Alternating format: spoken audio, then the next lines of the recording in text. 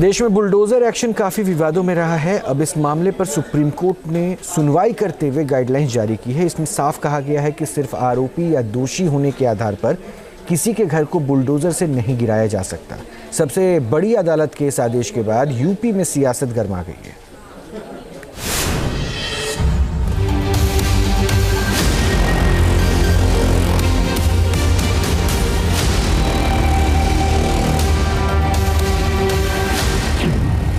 Bulldozer action पर supreme फरमान।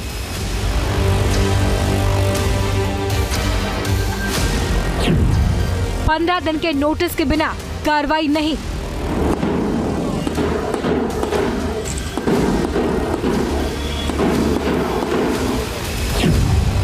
कहां चलेगा बुलडोजर, कहां होगी रोक। अपना घर हो, अपना आंगन हो, इस ख्वाब में हर कोई जीता है। इंसान के दिल की ये चाहत है कि घर का सपना कभी ना छूटे। ये कमेंट सुप्रीम कोर्ट ने अपना फैसला सुनाते हुए किया। सुप्रीम कोर्ट ने ये साफ कर दिया है कि किसी भी राज्य की सरकार मनमाने ढंग से बुलडोजर की कार्रवाई नहीं कर सकती। इसके लिए जस्टिस BR गवई और जस्टिस KV विश्वनाथन की बेंच ने पूरे देश के लिए गाइडलाइंस जारी की। अगर बुलडोजर एक्शन का ऑर्डर दिया जाता है तो इसके खिलाफ अपील करने के लिए वक्त दिया जाए। रातों रात घर गिरा देने पर महिलाएं बच्चे सड़क पर आ जाते हैं। ये अच्छा दृश्य नहीं होता, उन्हें अपील का वक्त नहीं मिलता।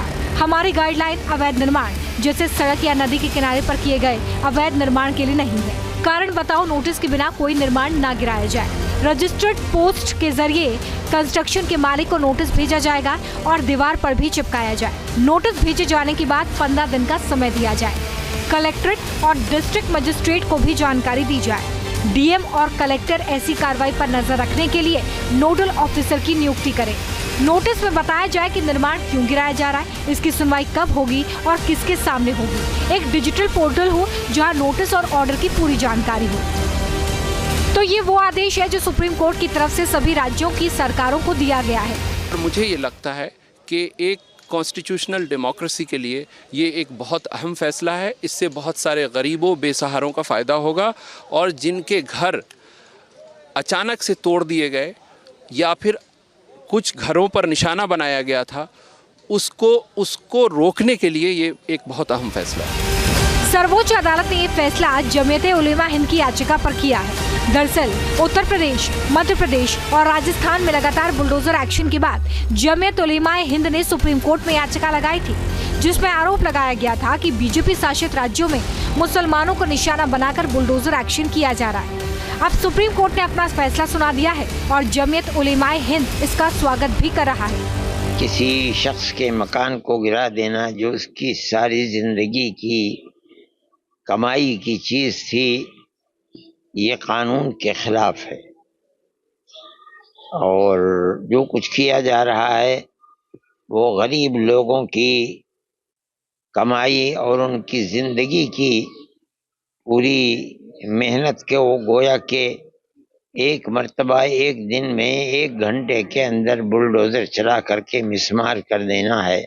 हम बहुत खुश हैं। हम ये समझते हैं कि कोर्ट ने बिल्कुल सही मौक़िफ़ अपनाया है, स्टैंड अपनाया है। ऐसे लोगों के खिलाफ कार्रवाई भी होनी चाहिए।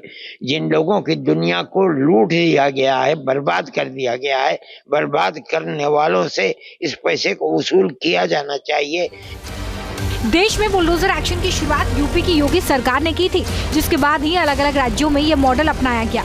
हालांकि इस तरह की कार्रवाई के लिए सबसे ज्यादा सवाल यूपी सरकार पर ही उठते आए हैं। जो घर तोड़ना जानते हैं उनसे क्या उम्मीद करोगे आप? जो घर तोड़ने में सेकंड न लेते हो उनसे क्या उम्मीद करते हो?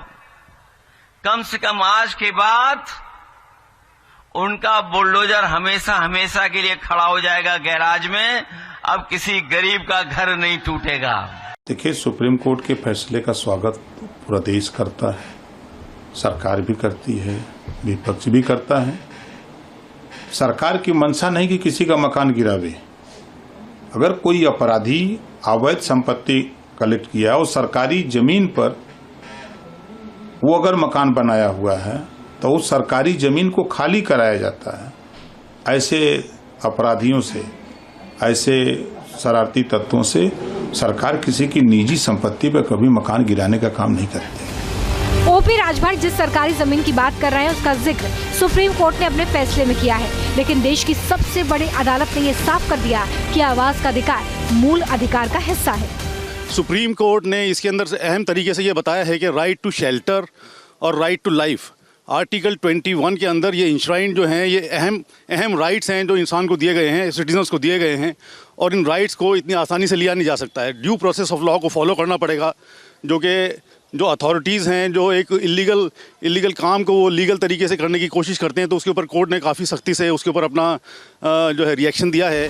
फिलहाल सभी याचिकाकर्ता और सरकार सर्वोच्च अदालत के इस फैसले का स्वागत कर रहे हैं। अब देखना होगा कि इसका असर कितना होता है। Team news nation.